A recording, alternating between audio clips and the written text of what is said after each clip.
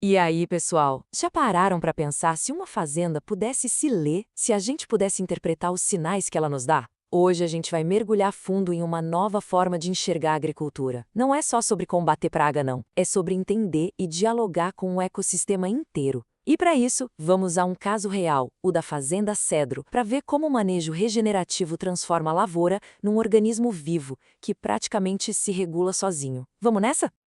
E para começar, olha que frase potente. Ela resume a essência de tudo que a gente vai conversar. Ser regenerativo não é sobre forçar a natureza a fazer o que a gente quer. É o contrário, é entender como ela funciona e, de forma sutil, guiar esse equilíbrio natural. É uma virada de chave gigantesca na nossa cabeça. A gente sai de uma lógica de guerra constante contra o campo e entra numa lógica de parceria. Guardem bem essa ideia porque ela vai ser nosso norte. E para isso não ficar só na teoria, a gente vai para campo. Esse aí é o nosso laboratório a céu aberto, a Fazenda Cedro, lá em Goiás. Eles estão aplicando tudo isso que a gente está falando no cultivo de melancia. Não é slide de palestra, é vida real, é prática. É uma produção mais consciente que enxerga o campo como parceiro. E é de lá que a gente vai tirar todos os nossos dados e aprendizados de hoje. Bom, para organizar essa nossa análise, a gente vai seguir esse roteiro aqui. Primeiro, a gente vai entender a mudança de mentalidade, o que é fundamental. Depois, como é que se faz para coletar os dados certos, a tal leitura do campo. Na sequência, vamos conhecer os personagens dessa história, as pragas e, claro, seus inimigos naturais. Aí vem o ponto alto, o momento da decisão. E, por fim, a gente vai ver no que tudo isso deu, os resultados na prática. Vamos começar então pelo alicerce de tudo isso, a mentalidade. O manejo integrado de pragas, o famoso MIP, quando a gente olha por essa lente regenerativa, é uma mudança radical. A gente abandona o piloto automático, sabe? Aquela coisa de aplicar produto com base em calendário e passa para um modelo de observação, de interpretação e só aí de ação, sempre com foco em equilibrar o sistema todo. Agora, olha só que interessante esse contraste. No jeito convencional, a praga é o inimigo a ser exterminado e ponto final. Já no regenerativo, ela é uma mensageira, um bioindicador que está ali te dizendo: ei, tem alguma coisa desregulada aqui, seja no solo, na nutrição, na água. A pulverização deixa de ser um compromisso na agenda e vira uma decisão técnica, quase cirúrgica. E o mais importante de tudo, o nosso zoom sai da planta individual e abre para enxergar o filme completo, a saúde de todo o agroecossistema.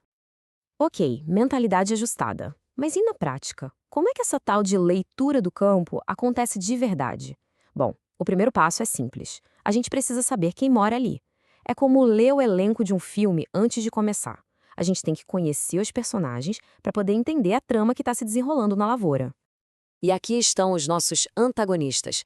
Essa tabela mostra quem são as pragas-chave e as secundárias lá na Fazenda Cedro. Mas percebam que não é só saber o nome, tipo pulgão ou mosca branca. O manejo inteligente exige saber o dano que causa, como se espalha, o histórico. É esse nível de detalhe que transforma um dado bruto em inteligência agronômica. Por exemplo, saber que o pulgão aparece em reboleiras com tempo seco já te diz onde e quando procurar. Para a gente materializar a ideia, vamos dar um zoom aqui na mosca branca. À esquerda, o inseto. Pequenininho, né? Quase parece inofensivo. Mas aí você olha para a direita e vê o estrago que ela faz. A folha esbranquiçada, amarelada, com fumagina. Tudo isso atrapalha a fotossíntese e derruba a produtividade. É essa conexão, sabe, entre o agente e o dano que mostra a urgência e a importância de ficar de olho. E essa ferramenta que a gente usa para fazer essa leitura tem nome: amostragem. Só que aqui, no contexto regenerativo, a amostragem é muito mais do que só contar bichinho. Vira uma forma de conversar com a lavoura. Cada inseto que a gente encontra ali, seja ele uma praga ou um aliado, está contando um pedaço da história daquele ambiente, se ele está em equilíbrio ou não. Mas é claro que essa leitura não pode ser de qualquer jeito, né? Precisa ter método, ter disciplina. Olha só o sistema da Fazenda Cedro. 10 pontos de amostragem bem espalhados, monitoramento toda semana, sem falha, olhando tudo. Eles usam até armadilhas amarelas como sentinelas, para avisar quando está chegando gente nova. E o mais crucial de tudo, anotar tudo, registrar. Porque sem dados consistentes não tem como ver tendência. E sem ver tendência, a gente volta para o achismo. E é exatamente isso que a gente quer eliminar. Bom, se a gente já conheceu os vilões, está mais do que na hora de apresentar os heróis da nossa história. E a melhor parte é que eles já estão lá no campo, viu? E o melhor, trabalhando de graça, a base do manejo regenerativo é fortalecer esse exército de controle biológico que a natureza já nos oferece. Vamos começar com a mais famosa, a popstar do controle biológico, a joaninha. Tanto a larva quanto o adulto são predadores super eficientes, principalmente de pulgões. Então pensem comigo, em vez de aplicar um produto de amplo espectro que mataria o pulgão e a joaninha junto, a estratégia aqui é criar um ambiente favorável para a joaninha prosperar e fazer o trabalho dela. E aqui temos outro aliado poderoso, o crisopídeo. A larva dele, conhecida como bicho lixeiro, é uma predadora generalista, come de tudo e é muito voraz. Ter esses insetos na área é um sinal excelente, um indicador de que o ecossistema ali está saudável, está funcionando. O objetivo, afinal, não é ter um campo estéril, limpinho, é ter um campo vivo, pulsante, onde os predadores regulam as presas. E essa imagem aqui ilustra o ponto-chave. Tá, mas como a gente mantém esses aliados por perto? A resposta é simples, dando casa e comida para eles, ou seja, habitat. Plantas de cobertura, faixas com flores, até aquela vegetação espontânea que a gente maneja, tudo isso serve de abrigo, de fonte de alimento, de maternidade para esses inimigos naturais. Uma monocultura com solo todo exposto é um deserto para esses bichos. A diversidade de plantas é a base para ter diversidade de aliados. Muito bem, agora a gente chega no clímax da nossa análise. A gente já tem os dados do campo, já conhece os vilões e também os heróis. A pergunta que não quer calar é: e agora? O que a gente faz com essa informação? Como a gente toma a decisão mais crítica de todas? Intervir ou deixar a natureza seguir o seu curso? É aqui, pessoal, que a agronomia vira uma mistura de ciência e arte. A ferramenta que guia essa decisão e que substitui o calendário se chama nível de ação, ou simplesmente NA. Pensem no NA como um número, um limite técnico. Ele nos diz o seguinte: a partir deste ponto, a população da praga provavelmente vai causar um prejuízo maior do que o custo do controle. Agir antes disso é jogar dinheiro fora e desequilibrar o sistema. Agir muito depois é perder produtividade. O segredo é agir no timing perfeito. Agora, vamos para um exercício prático, um desafio para a turma. Se coloquem no lugar da equipe da Fazenda Cedro por um instante. Vocês estão lá, andando no talhão, encontram uma folha como essa, com sinais claros de ataque de insetos. A primeira reação, no manejo antigo, seria correr para o pulverizador, certo? Mas aqui a gente vai analisar os dados primeiro. A análise mais detalhada dessa folha nos dá esses dados aqui. A praga é a mosca minadora. O nível é de 6 larvas por folha, um número que sozinho já acenderia um alerta. A planta no geral, tá bem, mas aí vem a informação que muda o jogo todo. Tem inimigos naturais presentes e trabalhando. Cerca de 80% dos ovos da praga já estão parasitados. Ou seja, o controle biológico está acontecendo. E aí vem a pergunta para vocês.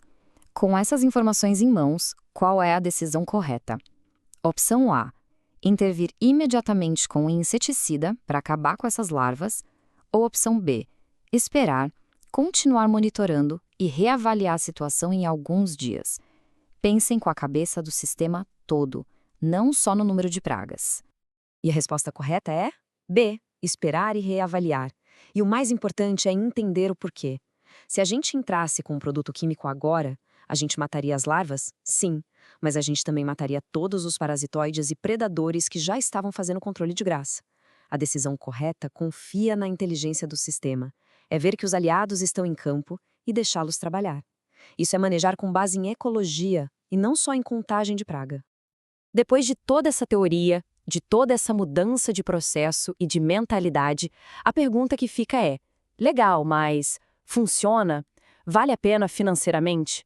Vamos então para a parte final do nosso estudo de caso e ver os resultados concretos no bolso que a Fazenda Cedro conseguiu.